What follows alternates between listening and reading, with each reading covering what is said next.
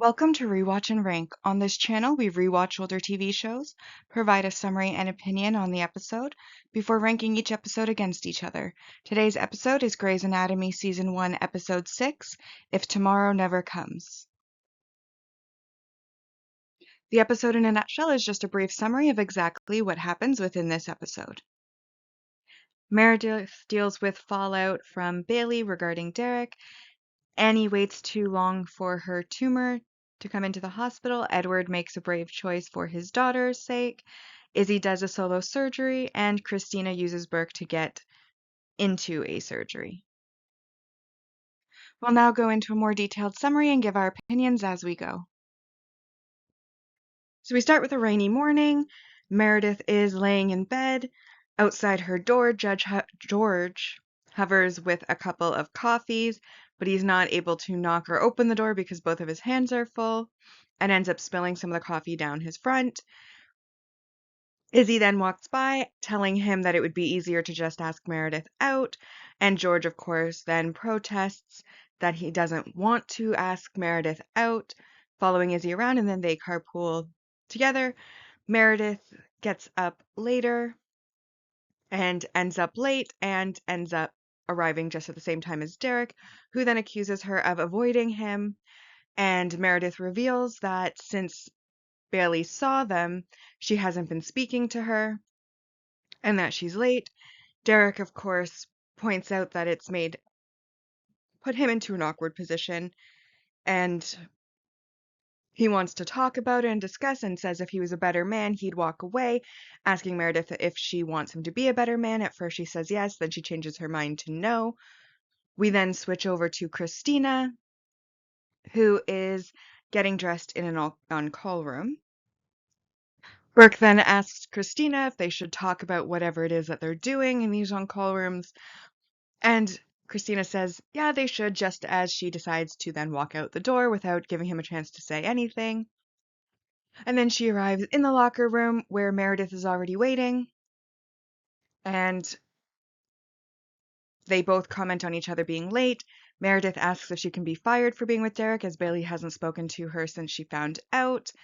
And Christina goes on to say that they can't officially fire her, but they can edge her out, blacklist her, and while it'll be embarrassing, she'll be able to live, before she then hurries out. And then they join Bailey in the hallway, and Bailey comments on the fact that Christina's late. Christina says so is Meredith, and Bailey doesn't respond to this.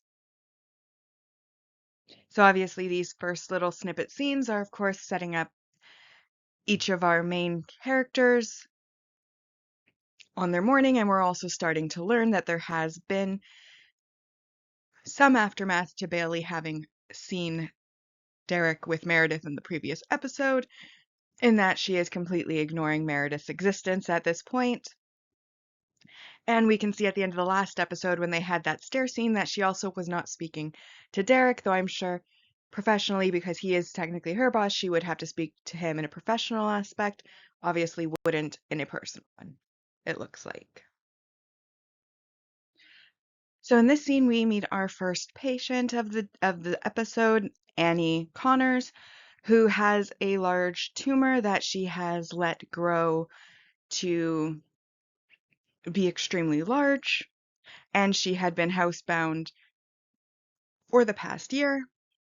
Because he was there early, Alex managed to build a rapport with the patient, and as a result of that, when Bailey comes in and introduces, he's the one who's able to give all of the statistics of the patient, as well as when Izzy is assigned to take her to CT by Burke, who comes in, the patient requests Alex instead, commenting on how he's nice to look at, and obviously he's been very nice to her to this point, which of course is very out of character for him.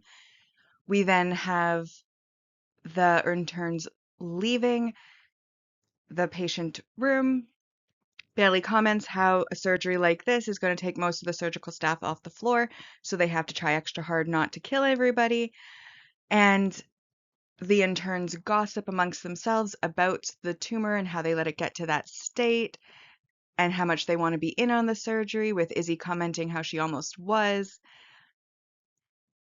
until Alex kind of swooped in And they comment that Alex was on call the night before and was there when she came in, which is how he got it. So Christina then says she's never leaving the hospital again before she then notices Burke. She breaks off, goes to Burke, and tells him that she really wants in on it. He comments that he thought they weren't talking. And she, of course, says she's not talking, she's just saying. And he then tells her to do a few tasks and that he'll let Bailey know. So, obviously, a couple things to note in this episode. We, of course, have Alex acting out of character, which we know is to get on Annie's good side to kind of get in on that surgery because all of the interns are ambitious. But we also have Christina doing what Meredith never did, which was, even though like Meredith was dating and attending, she did everything she could to make sure that it didn't impact the job or that she didn't get favoritism, or at least when it appeared to be favoritism, she confirmed it wasn't.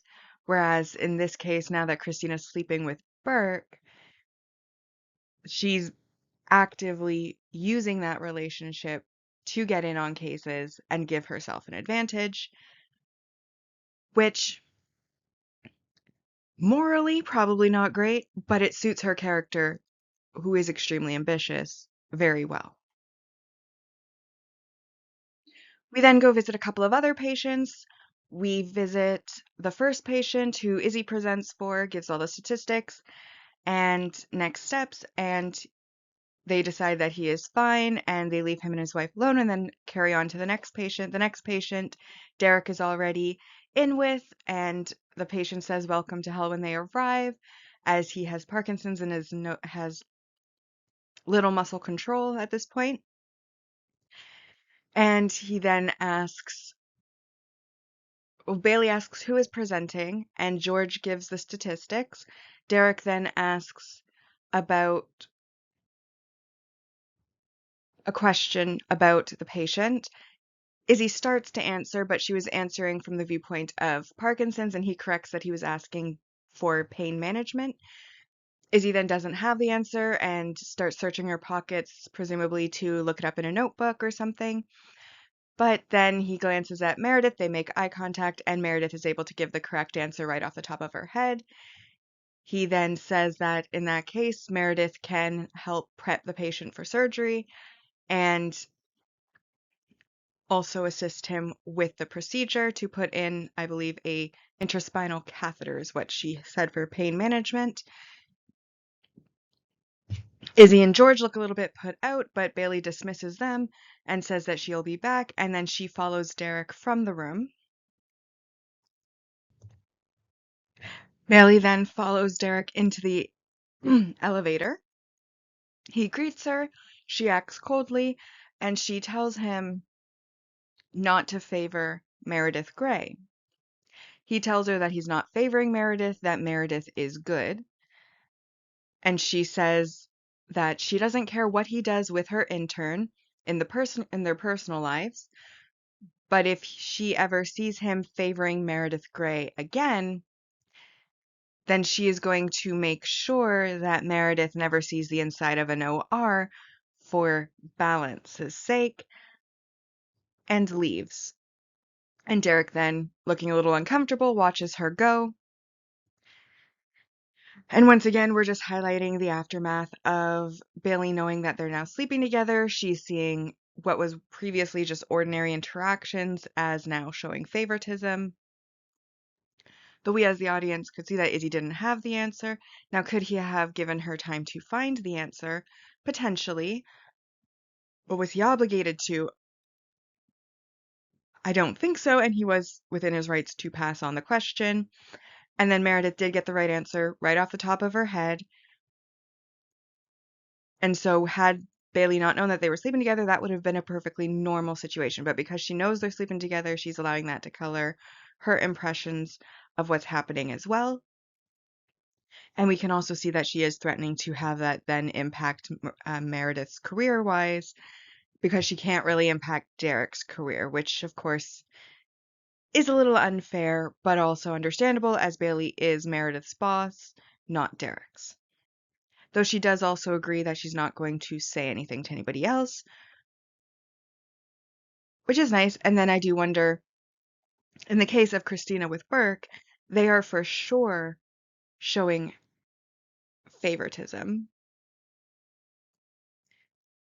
And she is using that to her advantage. So when that's found out, I wonder if Bailey will be able to see the difference. We then join in Alex, who is putting Annie into an MRI machine to get like a view inside at the tumor. And then at first, he's really nice and encouraging to her as he sends her into the machine. But then he goes into the back room, and I guess he doesn't realize that the microphone is on as he and the technician start to gossip about how disgusting the tumor is, how sick and twisted she had to be to let it get that far, wondering if she's afraid of doctors, and Alex saying that she's just, mentally unwell, that like to let it get to this point, so on and so forth, not realizing the entire time that Annie is able to hear them. It's a pretty short scene, but obviously it highlights the differences in behavior. Obviously, if you're in a position where you are in some way in service to a customer, you're going to try to be nicer to them. That doesn't necessarily mean that that's how you feel behind the scenes. This can be likened to any cashier ever in any store. Obviously, every time you go to a cashier, they put on a smile, they ask how you're doing, they greet you, they then put through your stuff.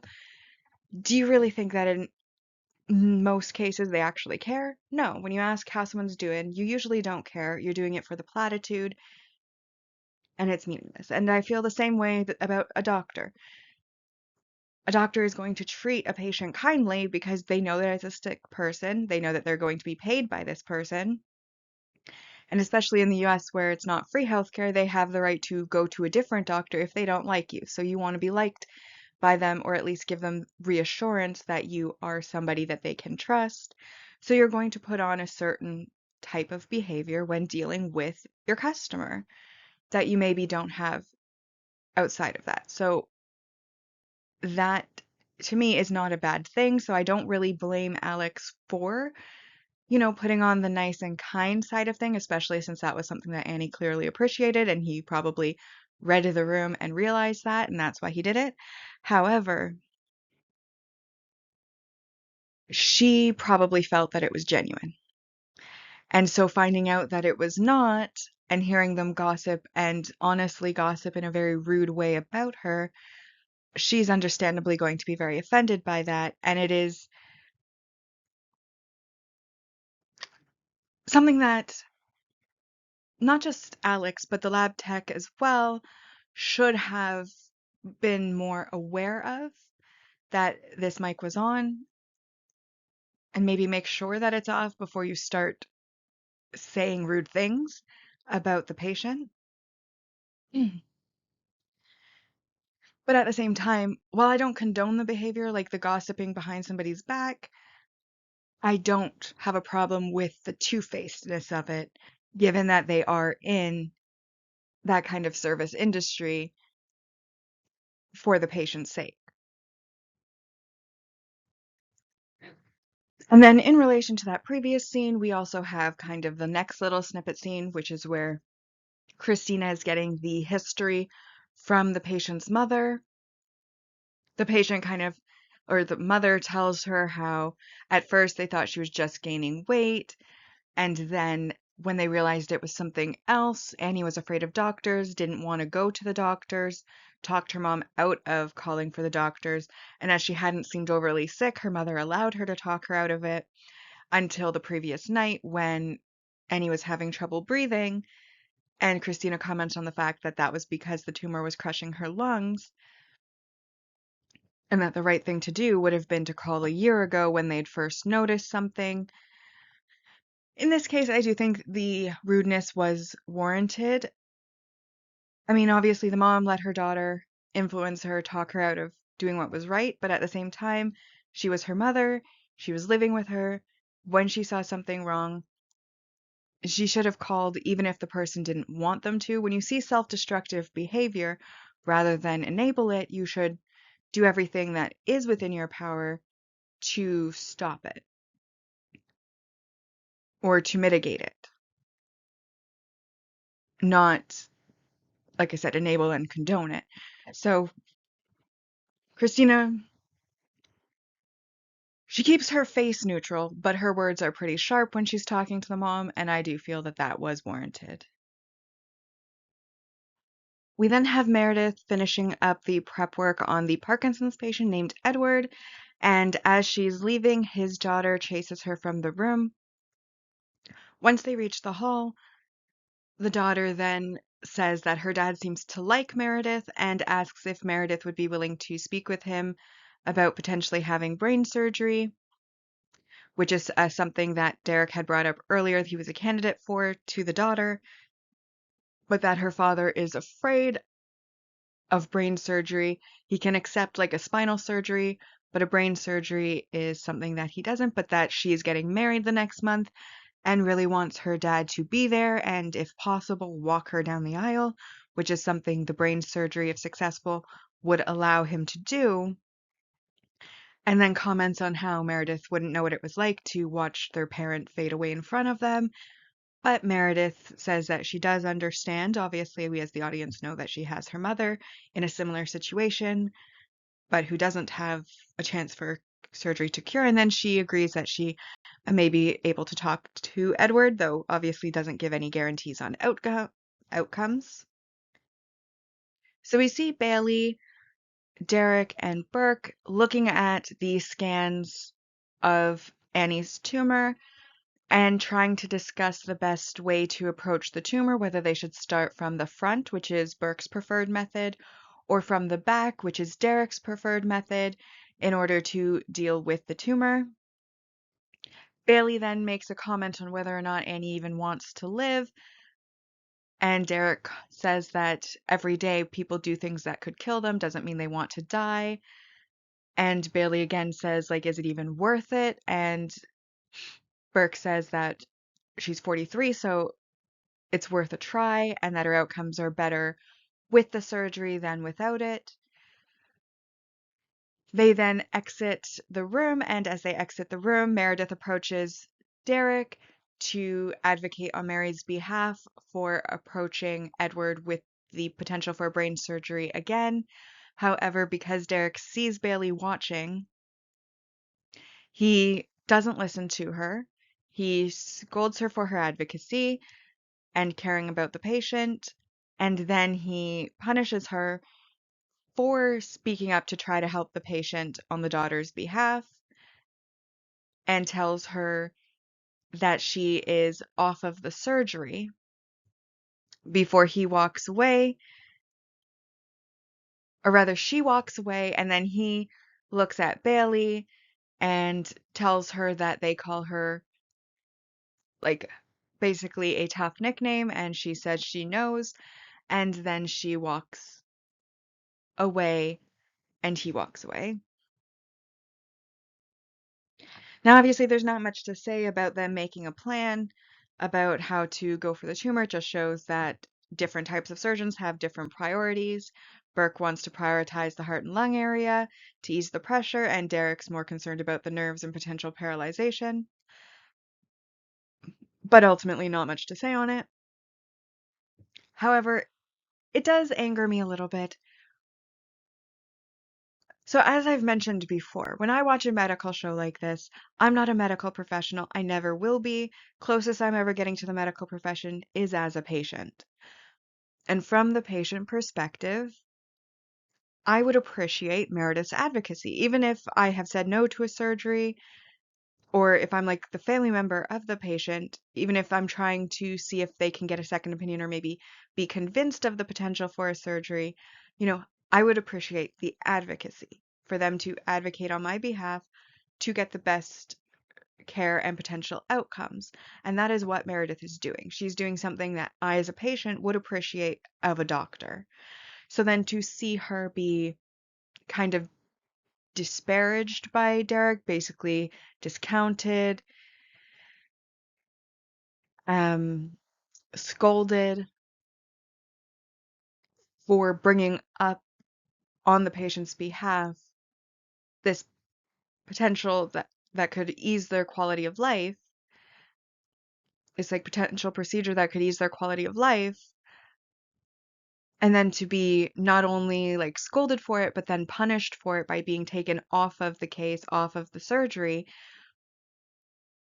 is kind of rude. And I kind of also look down on Bailey a little bit, who I've really liked to this point because she's got some of the best lines. She's got a great personality for the character. But in this case, I think she's allowing her own bias to color the interactions that she's witnessing, because I feel like under other circumstances, we have seen Bailey encouraging patient advocacy. We saw in like the one episode where we had the attacker come in.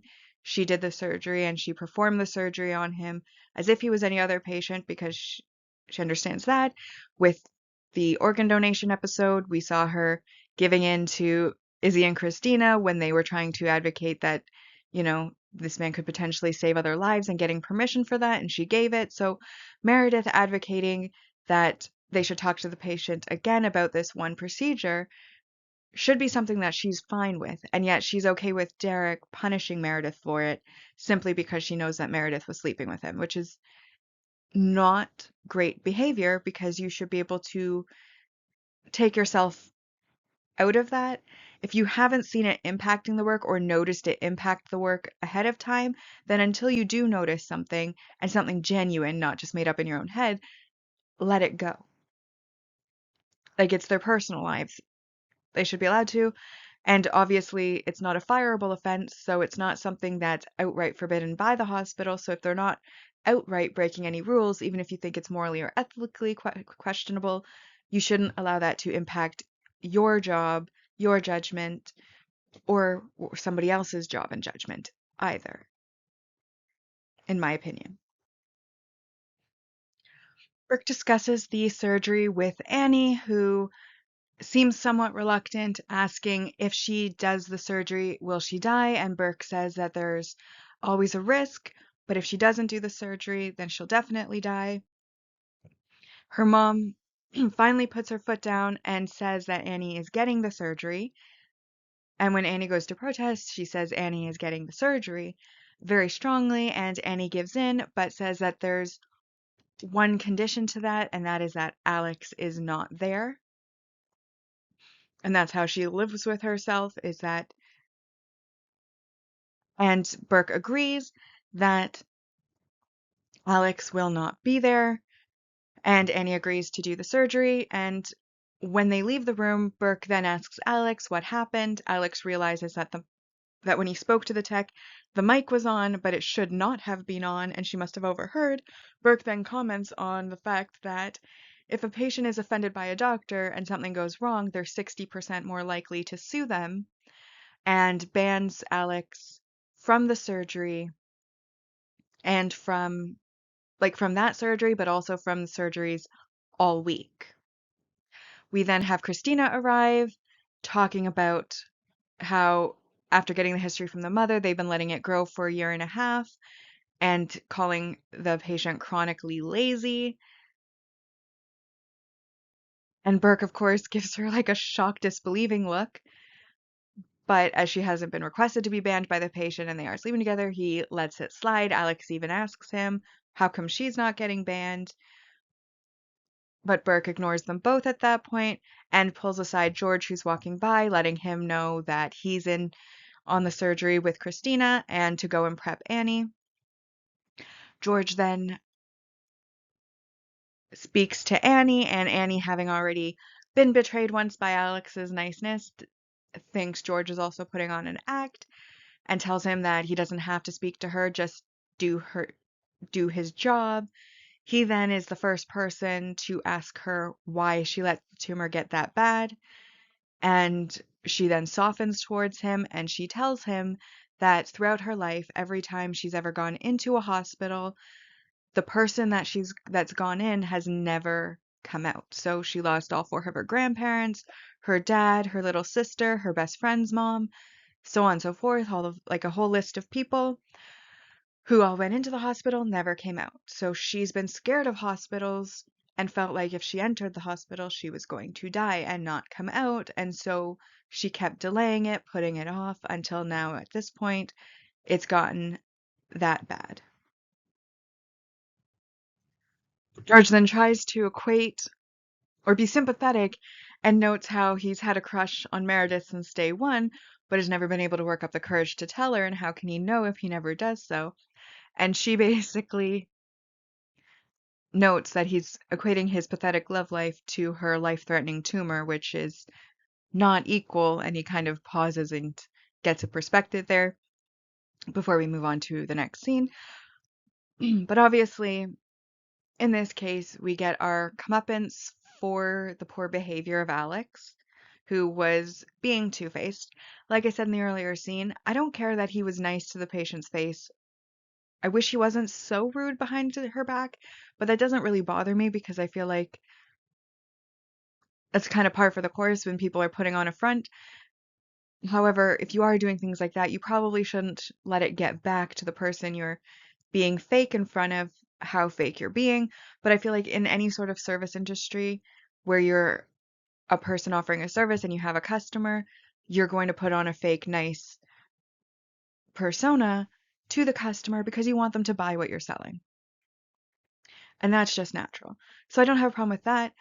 But because he did let himself be overheard and the patient found out and was offended by it, obviously, and reasonably so, we then, of course, have him being kicked off the surgery. And not only that, he's getting banned for a week because he should have known better. He should have checked the mic. And I said that on the scene.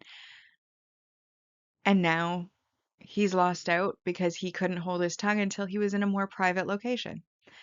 However, I do think that Burke is definitely favoring Christina because she came in, also disparaged the patient, but the difference here is that she didn't disparage the patient in front of the patient.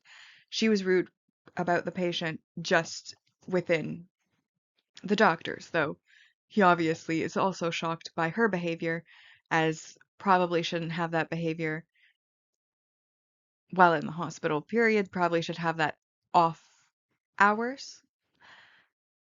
And then, of course, we have George, who they've compared to a puppy on multiple occasions within the show. And he is somebody who is nicer and softer than Christina or Alex. But even then, like, someone's just told you something highly emotional, and then you start talking about your own pathetic love life. And I can see why the patient might have been a little put off by that, but at least that's not, like, very offensive or anything. It looks like to the patient, just kind of like a seriously, dude, what are you thinking type of thing. And then we also get to find out more about why Annie let the tumor get to that point. And while not a decision that most people would make, it makes the decision a little bit more understandable. We then have all of the interns sitting at a table outside. We have Meredith complain to Christina about how Shepard basically blatantly favored her in front of Bailey before blatantly scolding her in front of Bailey. And then Christina asks her how she knows she was favored, saying that she has a brain and she got into the program, so she's obviously got some talent. And then this, of course, is when Izzy and Alex arrive. Christina gets distracted, not wanting Alex to sit with them.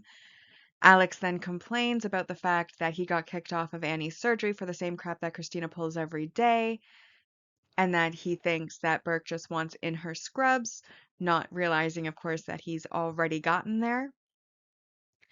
Izzy is just acting, um, she's acting, what is the word I want to use? We'll go with sympathetic. She's acting sympathetic to all of their plights. Then we have George arriving. Meredith then goes on again about how Shepard is being rude to her, and George, to try to comfort her, very, very awkwardly asks her out to, well, not just her, but the whole group out to drink alcohol. And of course, she then gets paged away after looking at him like he's crazy. and leaves, and then the rest of the interns kind of make fun of him after she's gone, and Izzy rubs his shoulder to comfort him from his very awkward blunder. And it's just a little scene where we see basically the interns gossiping about their day while they eat lunch.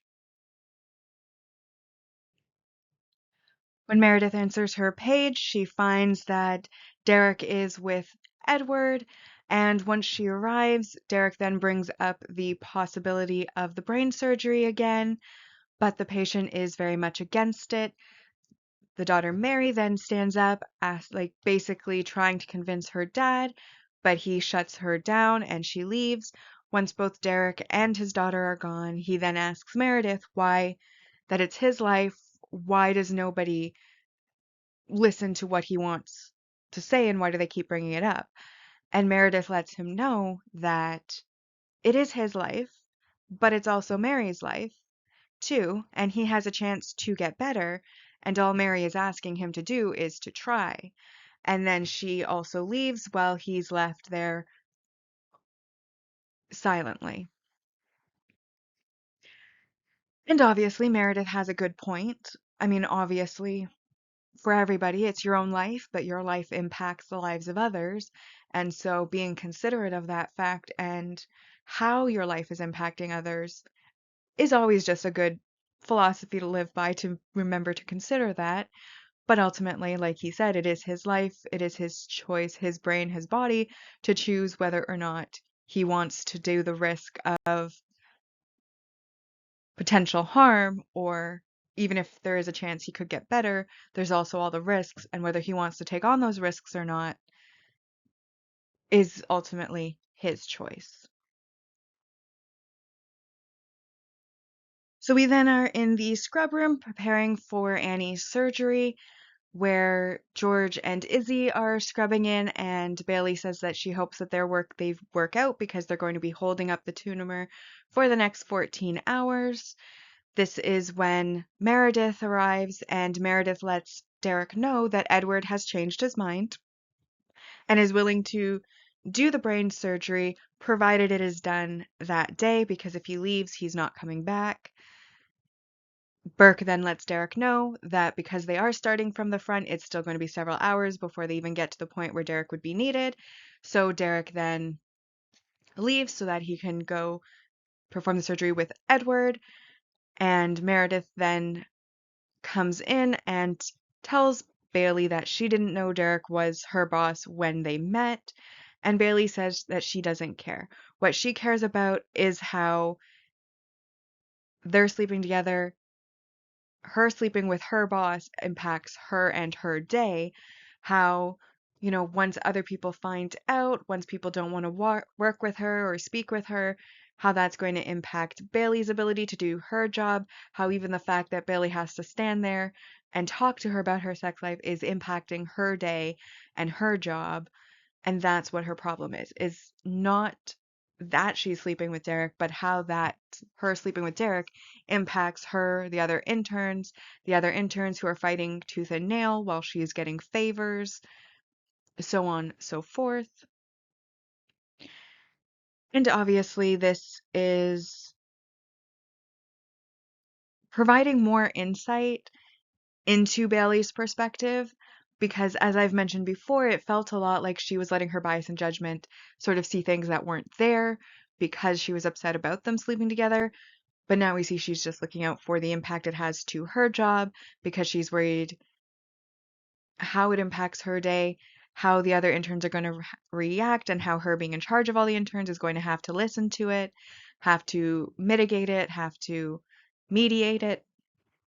So we get a bit more on her perspective. I still think her reaction is over the top because in some cases, like I said, when Derek asks the question, Izzy couldn't answer it, Meredith could.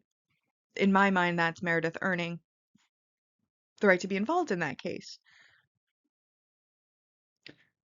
So it is a bit, and then basically her pressuring Derek to scold Meredith in front of her. It's like Meredith's advocating for the patient. That's behavior you wanted to encourage. So I feel like while I understand where she's coming from and what she's trying to stop the favoritism, make things sure things are equal, if she's seeing favoritism in everything and pressuring overreactions to the negative, then she kind of is also part of the problem. And so should do some soul searching there, in my opinion. So then we, of course, have Izzy and Alex, who are the only ones that are not scrubbed in on a surgery that day, basically having the floor while most of the surgical staff is off of the floor. And Alex, of course, is complaining about this and then offers to do it in the stairwell as anything could happen. And just as soon as he says that, he gets thrown up on by a patient and he leaves to go and change. Well, Izzy tells the patient that he's her favorite person today. She then goes to deliver some x-rays, and the wife, of course, looks very nervous. She uses medical jargon to speak to the wife, and the wife, when she notices how the wife is looking at her, she lets her know that what she said translates to he'll be home in no time. The wife then goes to try to ease her mind by saying that her husband had been making waffles and then he was on the floor, but unfortunately then somebody passes Izzy asking her to do something in another room because they're so busy without the rest of the staff there. She then says to page Alex that she wants to listen to what the wife has to say, but Alex isn't answering his pager, so she apologizes and then has to leave, saying that she'll be back. We then see Alex in the changing room changing his scrubs. One of the other interns at the locker checks him out. He comments on them liking what they're seeing before he opens his locker and puts his pager down in it. And we see that along the pager, it has a change battery message, which is why he's not answering his pages. Again, it's just a bit of a short few snippet scenes. They don't really have much impact to the overall story, just checking in with these characters who aren't actively working with one of the highlighted patients. Other than that, not much to say.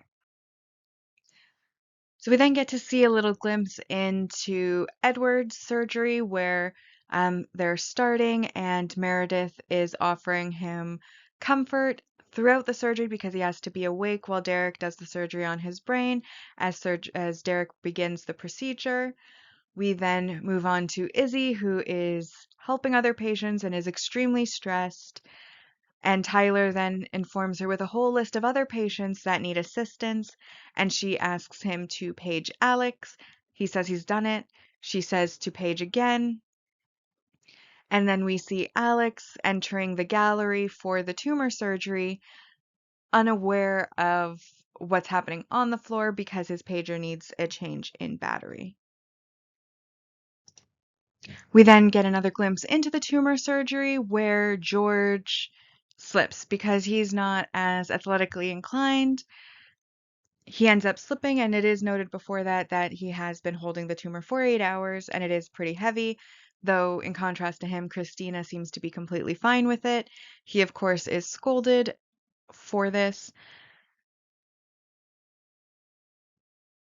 And so that is basically another little short bit of snippet scenes. We get a little bit more into seeing what the surgery is looking like. Once again, seeing that Alex is just having a great time and Izzy is overly stressed because she's being pretty much abandoned. And I do think this highlights how if you are reliant on certain electronic devices for your job, make sure that they are charged up, or in this case, have a battery, just check every so often, but also why does the pager not have an alarm when the battery is low? It's obviously flashing change battery on the screen. Chargers beep. Why is it not beeping? And then they can look at it and see change battery. Then this would have been avoided. And obviously, in the case of George, I mean, I don't think you would expect that you would have to be holding a weight for 8 hours, but if you do have a job that has the potential to be physically demanding, making sure that you are fit would probably not go amiss, but ultimately I don't think that's a big deal. We then return to Edward's surgery where he is being instructed by a nurse in there to clap his hands together in a specific way so that they will know when they find the right spot in his brain.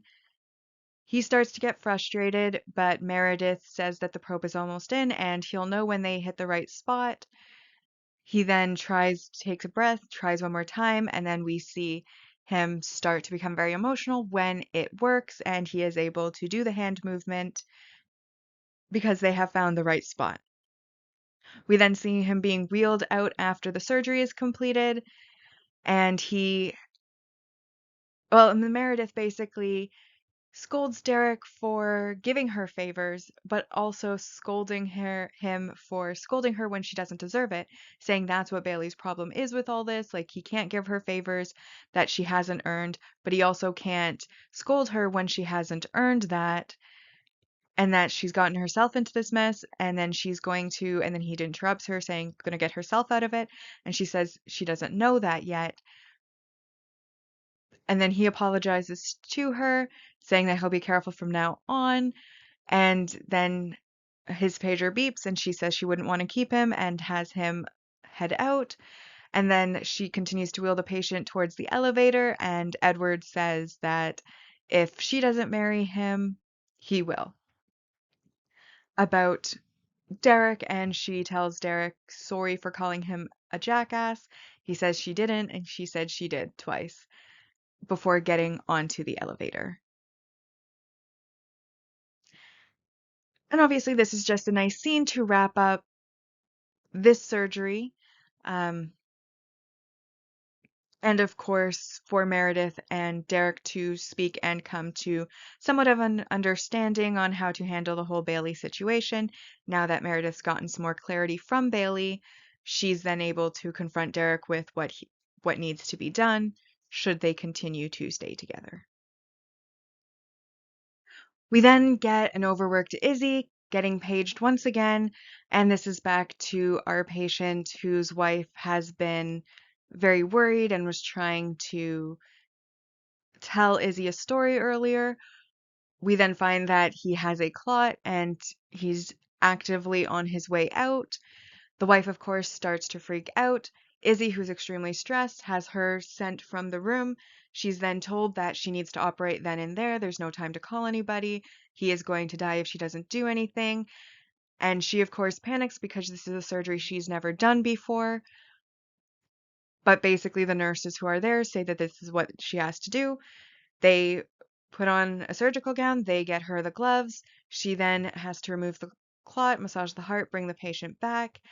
And this is her moment of she does a procedure she hasn't done before to save somebody's life. She manages to do it successfully under pressure, under stress.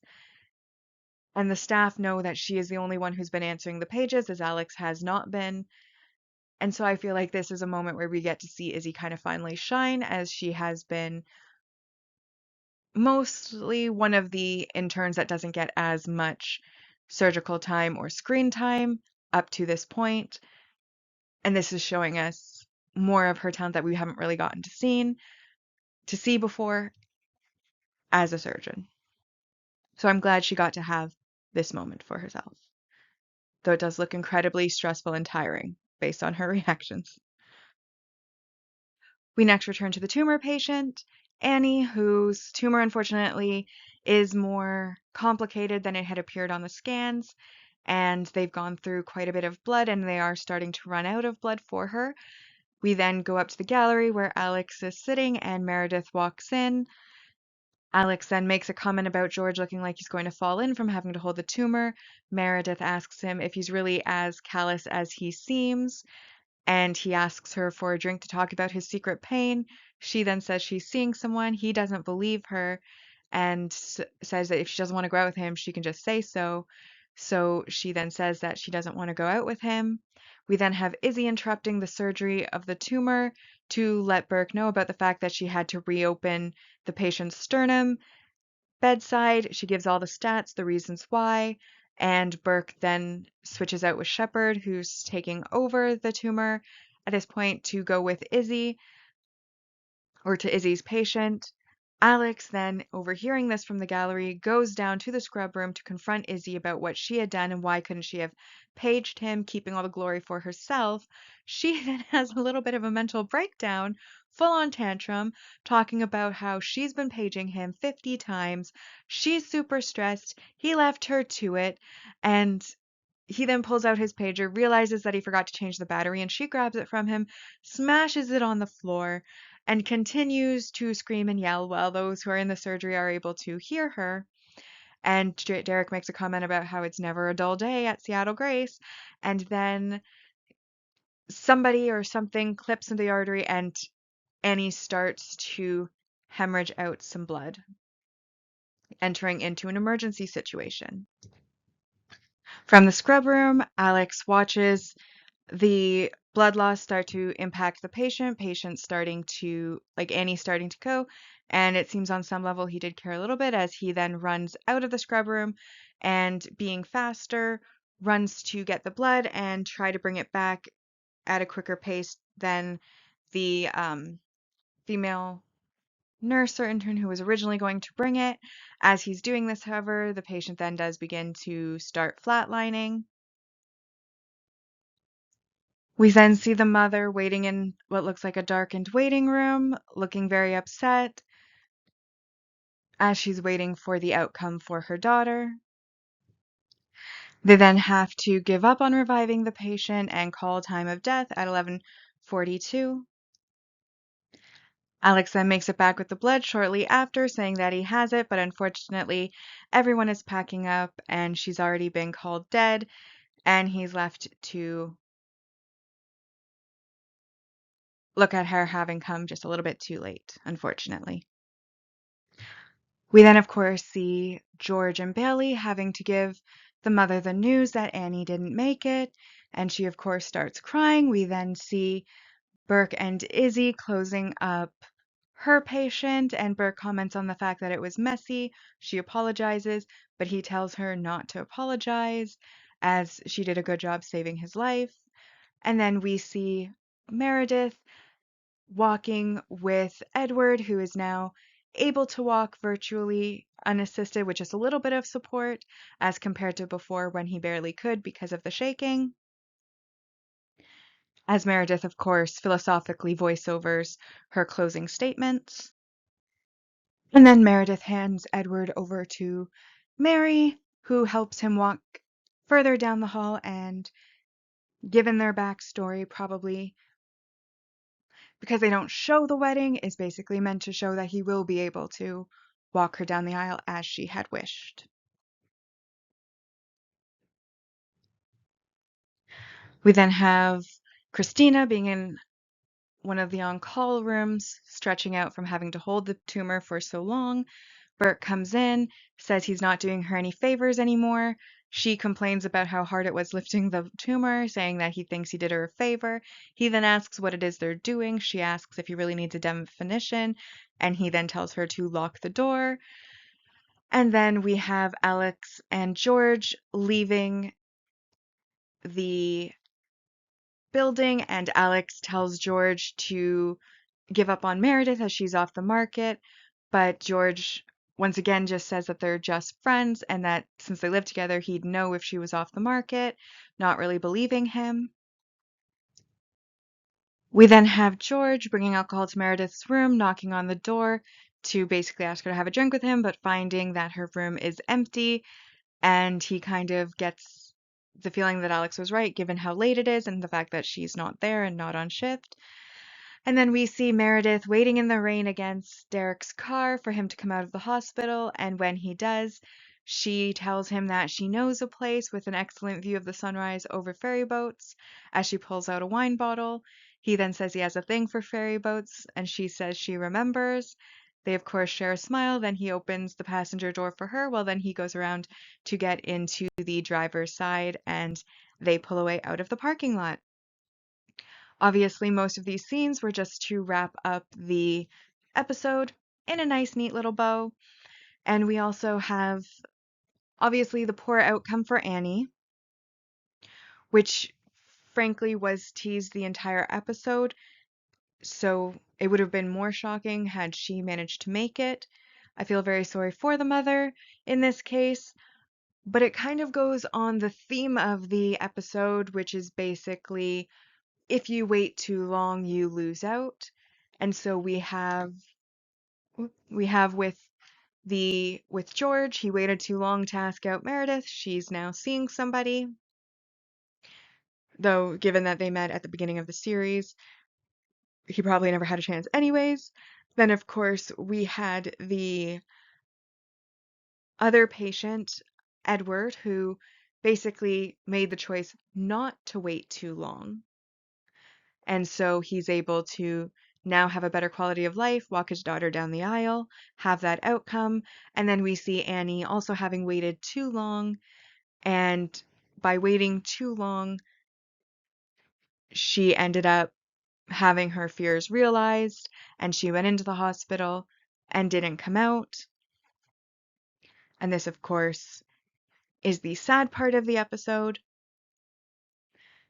Though I will be completely honest, the better emotional impact for me was the dad getting to walk his daughter down the aisle. That's the part that impacted me emotionally. Annie, I feel like I had sympathy for her mother, but also for her a little bit as well, but it didn't really emotionally impact me the way the idea of like the father taking that step and then for his daughter and then getting to be there for her and walk her down the aisle. That's the part that I found emotionally impactful, more so than the other storyline. But overall, I feel like the theme of the episode of not waiting too long has was adequately expressed, and I did like both of the patient stories in this episode, and I felt like they both were resolved in a way that made sense for the storylines. And of course, I always like to see progress on the romance side. So I think the waiting in the rain, the pulling out of the wine bottle, the sharing of the smile, the going to look at ferry boats because she remembered he had a thing for ferry boats. That I feel is a perfect ending to the episode because it ends it on a high note. And honestly, a lot of the time when I watch the show, it is more for the background drama as opposed to the medical stuff, as I'm not a medical professional and I don't really get that anyways. Now that we've rewatched the episode, we can now go into our rankings for this episode. As a reminder, we rank on two lists on this channel, a mostly objective list, which is absent emotion, though bias and judgment still apply, and our personal ranking list, which is just the emotional side and my opinion. So we'll start our ranking with the mostly objective rank values as usual. So in this episode, we'll start this time with the more negative side of things. There was a failed emotional impact in the case of Annie as a patient being lost. While pity was something that you felt for Annie, she didn't really pull on the heartstrings that much. And so when she passes, it's not like there was any positive emotions, but there were also not very many negative emotions. It was kind of a neutral event. And I believe they were setting it up in the show for it to be emotionally impactful. So because it was not, that makes it failed, and that is a -3. I also felt there was some character regression with regards to Bailey. They did try to provide some clarity later on in the episode, but I still felt like, based on the character that we had seen so far and the way that like the character kind of reacted to things in the past, it felt a bit like she was overreacting almost, and maybe not in the most constructive way, which I felt earned us. That was a -1, which puts us at a -4. We then, of course, have our main relationship development, which wasn't a lot in this case, but there were two main relationships and they've both had a little bit of development. We obviously get a little bit more on the Burke and Christina front, him wanting to talk, then at the end, them not needing to talk and deciding to keep things as they are. And then in the case of Meredith and Derek, obviously she's now waiting in the rain with wine to ask him to view ferry boats at sunrise together. So that obviously is moving into a romantic direction. And she's also revealed to Alex that she is seeing someone, which is making them more official. And so these little small developments all combine together into a main relationship development, which is a +4, which brings us to a neutral 0. And then, of course, we have our multi-season main character growth, which I felt in this case was Isabel. Is he able to do the surgery under pressure, under stress, opening up the heart bedside to remove the clot, to save the patient's life when she had never done it before? I felt like that really helped to show and highlight her character in a way that it hasn't been so far, and shows her growth as a surgeon. So that is a also +4 points, which brings us to 4 points overall. And then the final one is the successful emotional impact, which is a +3. And that successful emotional impact for me was when Annie died, her mother's reaction. I felt was pretty believable, and I felt very sorry for the mother.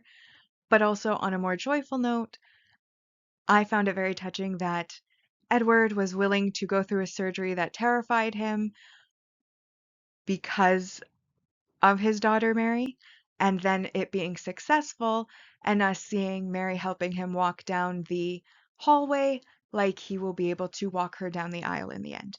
I felt that was very meaningful, very touching. That's the emotional impact that was successful on me.